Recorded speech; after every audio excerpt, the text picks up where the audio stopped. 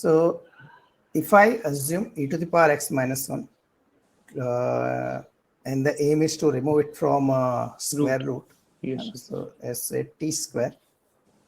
So e to the power x dx become 2t dt, or dx become 2t over e to the power x dt, or e to the power x is nothing but t square T plus square 1 plus 1.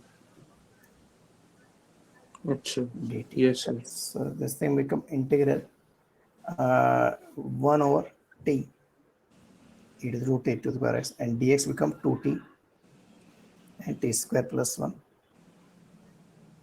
dt. Correct. So this is integration dt over t square plus 1 or tan inverse t. Yes, sir. And t is root ex minus 1 only. So, and 2 also is there. 2 tan inverse root e to the power x minus 1. So E to what the they are power asking, minus 1. yeah.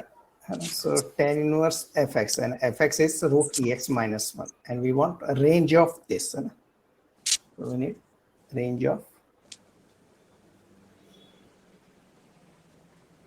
square root of e to the power x minus 1. Okay. We know that e to the power x is always greater than 0, Yes, sir.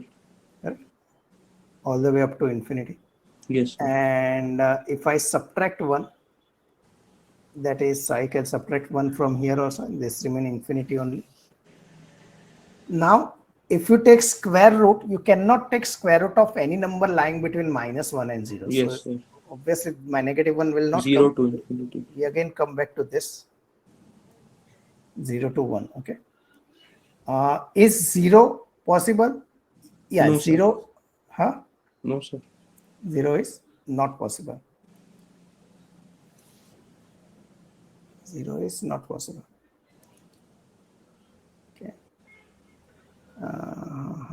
What is the answer to this question? Just a minute.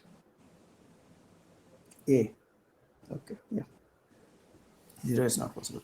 And so when you do square root, it will be still 0 to infinity only. Correct?